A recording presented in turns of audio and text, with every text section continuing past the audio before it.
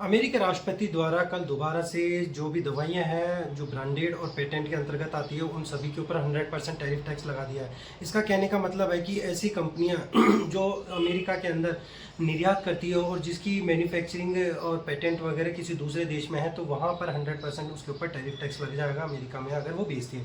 Branded का मतलब ये होता है कि जो अपने रिसर्च और जो अपनी अनुसंधान वगैरह या अपनी जितनी भी पर्सनल लेवल पर एक्टिविटियाँ करके जो एक दवाई मैन्युफैक्चरिंग की जाती है जिसके ऊपर उसका ओन खुद का खर्चा होता है तो वो एक ब्रांडेड के अंतर्गत आती है जिसका एक पेटेंट करवाया जाता है जो कि 20 साल के लिए होता है। तो उन सभी दवाओं पर 100% टैरिफ टैक्स अमेरिकी राष्ट्रपति द्वारा लगा दिया गया है। अब उसका मेन मोटिव ये है कि वो क्यों लगाया गया है, उसके पीछे कारण ये बताया जा रहा है कि वो ये चाहते हैं कि जितनी भी कंपनियां हैं जो दवाएं बनाना चाहती है तो वो अमेरिका के अंदर आके प्लांट लगाए, मैन्युफैक्चरिंग करे और वहाँ पर आके और जॉब जनरेट करे, मतलब वहाँ के लोगों को जॉब दे।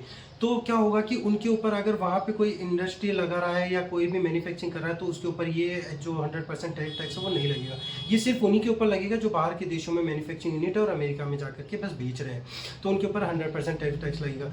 तो जेनरिक दवाओं और ब्रांडेड दवाओं में क्या फ़र्क है? जेनरिक दवाओं पर अमेरिका के अंदर कोई भी टैरिफ टैक्स नहीं लगाया गया है, 0% है, तो इंडिया के ऊपर इसका कोई असर नहीं पड़ेगा। सबसे बड़ी बात यह है क्योंकि इंडिया जो जेनरिक दवाएं हैं वो अमेरिका के अंदर बेचता है। तो जेनरिक दवाओं में ब्रांडेड में क्या फ़र्क होता है? ब्रांडेड दवाएं ऐसी होती है जिनके अंदर कंपनियां अपनी खुद की रिसर्च लगाती है, खुद का पैसा लगाती है और एक दवाई तैयार करती है और उसका पेटेंट करवाती है जो कि 20 साल के लिए होता है। तो 20 साल तक उस दवा को कोई भी दूसरी कंपनी नहीं बना सकती है और 20 साल जैसे ही खत्म हो जाएंगे तो उससे मिलती जुलती या उसके जैसी दवा है जो दूसरी कंपनियां भी बना सकती है तो उनको जेनरिक के अंतर्गत कंसिडर किया जाता है। तो ऐसी दवाओं को अमेरिका के अंदर बेचा जा रहा है इंडिया के द्वारा और उसके ऊपर आज की डेट में कोई टैरिफ टैक्स नहीं लगाया गया है। तो इंडिया के ऊपर इसका कोई फर्क नहीं पड़ेगा और अदर ब्रांडेड जो भी कंपनी है जो अपनी दवाएं वगैरह वहाँ पर बेच रही है तो उनके ऊपर से 100% टैरिफ टैक्स लगेगा।